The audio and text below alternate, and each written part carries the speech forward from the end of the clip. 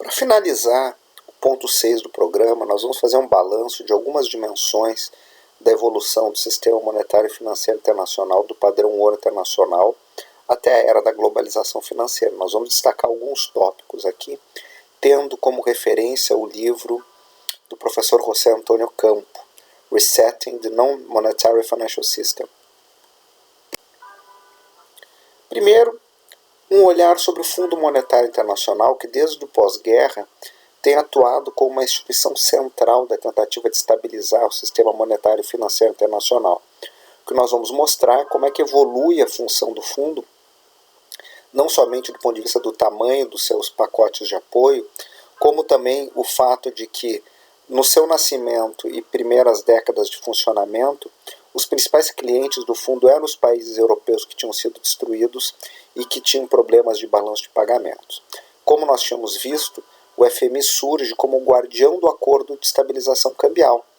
E até os anos 70, a maior parte de seus clientes preferenciais eram os países centrais, os países de alta renda. Vamos ver detalhes sobre isso. A partir de então, os emergentes e países em desenvolvimento passam a ser o foco principal depois da crise da dívida externa, com a instabilidade da década de 90 na Ásia e em outras regiões, mas isso muda depois da crise financeira global com o problema de endividamento na Europa, quando novamente países europeus passam a estar no rol dos principais tomadores de recursos do Fundo Monetário Internacional.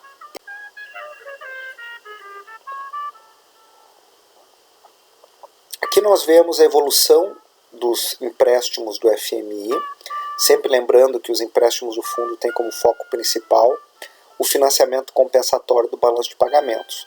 Os países membros do fundo são cotistas do fundo, possuem uma cota e esta cota dá direito a um volume de empréstimos do chamado stand-by, que é a modalidade mais direta de apoio. E há outras facilidades financeiras que vão sendo construídas e reconstruídas ao longo do tempo, que permitem aportes que excedem a este valor estatutário, podemos dizer assim. Então nós vemos que ao longo dos anos 50, 60, os financiamentos do fundo, em seu total, chegaram à ordem de 0,1 até 0,15% do PIB mundial, e os principais tomadores, já no gráfico vocês observam, particularmente nos anos 60 e 70, eram países de alta renda. Posteriormente, nós vamos observar uma elevação no começo dos anos 80, basicamente o dobro, como proporção do PIB, dos aportes das décadas anteriores, em função da crise da dívida externa, que em grande medida é uma crise bancária dos países de alta renda, especialmente dos Estados Unidos. Por que nós podemos dizer isso? Primeiro, não é uma opinião nossa, é um fato. Se vocês forem estudar, por exemplo, um livro muito interessante sobre o assunto, é de um economista do Federal Reserve, Robert Solomon, que tem um livro chamado Money on the Move. Inclusive está traduzido para o português como Dinheiro em Movimento, em muitas bibliotecas. Inclusive na nossa biblioteca há um exemplar em português deste livro, e que mostra a relação entre o ajuste macroeconômico doméstico nos Estados Unidos, o choque do Volcker, a crise da dívida externa, e os países mais endividados eram exatamente aqueles países que tinham tomado dinheiro emprestado com bancos dos Estados Unidos. Se esses países não devolvessem os recursos integralmente, ou se essa dívida não fosse reestruturada, o problema ia rebater diretamente no balanço, como de fato rebateu. Mas só foi solucionado com a securitização da dívida, ou seja, quando essa dívida foi reestruturada, transformada em títulos negociados nos mercados, e isso ajudou a sanear depois de quase uma década de intensa. Aliás, o Brasil foi o último país dos principais a reestruturar sua dívida externa. Posteriormente, nós vamos ter um novo pico na segunda metade dos anos 90, de novo, com grandes países emergentes em desenvolvimento tendo problemas de endividamento. Neste caso, México, num primeiro momento, e mais importante, Coreia, Indonésia, Malásia e Tailândia, a chamada crise financeira asiática de 97 e 98. Isso se reduz, nós vamos ter alguns outros episódios, Argentina, Turquia, Paquistão. O próprio Brasil teve um financiamento grande com o fundo ao término entre 98 e 99, no finalzinho do primeiro mandato do presidente Fernando Henrique Cardoso. Vamos ter uma crise financeira, uma crise cambial, dado o problema de sobrevalorização da nossa moeda, dentre outros aspectos, e durante basicamente todo o segundo mandato do presidente Fernando Henrique Cardoso nós tivemos sobre um programa, um dos maiores à época do fundo.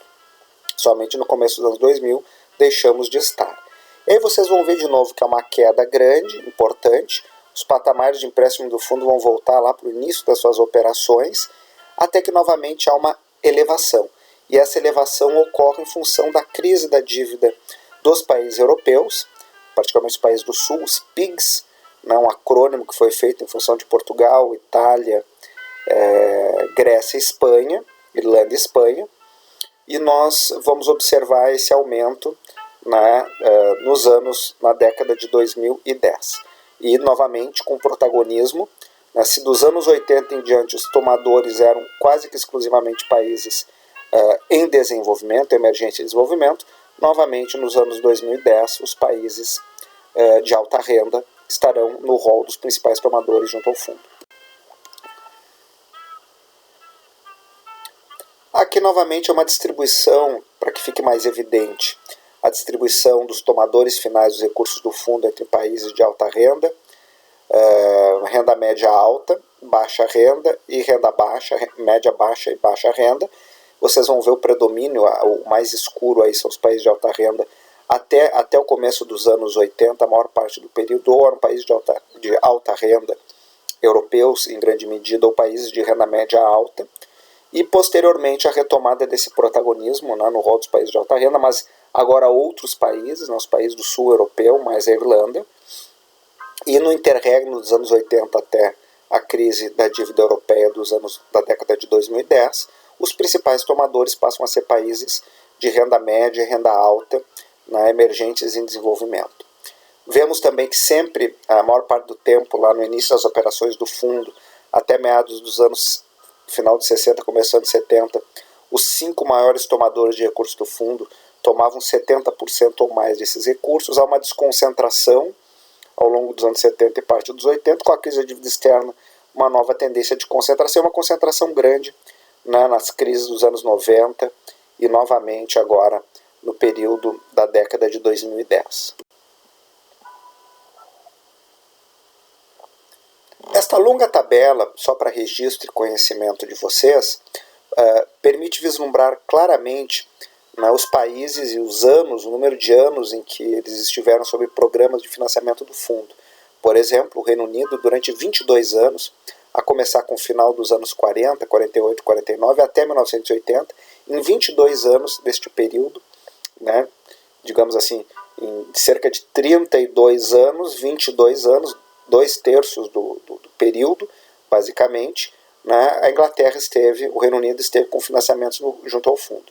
Na sequência, França, Austrália, Grécia, Irlanda. A Grécia, na verdade, Irlanda, Portugal e Itália, salvo em alguns momentos dos anos 70, vão ter programas junto ao fundo novamente nos anos 2000. Vocês vão ver que se concentra ali Grécia, Irlanda, Portugal, Itália nos anos 2000. Outros países desenvolvidos vão concentrar com seus programas no período dos anos 40, 50, 60, 70, décadas de escassez de dólares nos anos 40 e boa parte dos anos 50, e posteriormente países com dificuldades de balanço de pagamentos. Argentina e Brasil são clientes recorrentes também do fundo, com programas desde os anos 50. O Brasil só vai deixar de ter programas mais intensos, fundamentalmente, depois de 2004. Nós estamos com o nosso interregno talvez um dos mais longos, de ausência de programas junto ao fundo, nos anos 70 e mais recentemente, depois da década de 2010. Mas dos grandes emergentes, Argentina, Brasil, Turquia, México, Chile, Coreia, são países que se caracterizaram por terem programas, Venezuela também na década de 90, com programas junto ao Fundo Monetário Internacional. Aqui nós temos os empréstimos do FMI agora com proporção do PIB global, observando o total dos empréstimos, né, e os empréstimos para os países de alta renda como proporção do PIB global e para os países em desenvolvimento. E o gráfico B, abaixo, como proporção do comércio global.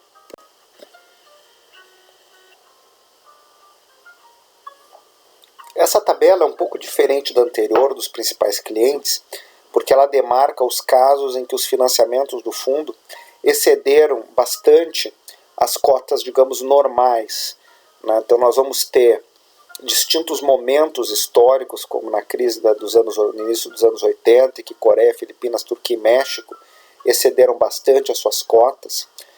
Por um segundo ciclo com as crises dos anos 90, início dos 2000 nos países emergentes, né, que aí nós teremos o caso do Brasil em 2003, né, também com um período grande excedendo as suas cotas nos anos 2000, e na verdade com os financiamentos anteriores, na década, no caso do Brasil, da crise de 98 e 99, isso foi se acumulando e era o total naquele momento. E um terceiro ciclo, que talvez, que como média foi o mais, né, com a maior média, né, em termos de exceder as cotas, no ciclo que pega, né, que é marcado, né, pós-crise financeira global, com a retomada dos países de alta renda, quase todos pertencentes ao CDE atualmente, né, com níveis muito elevados de financiamento.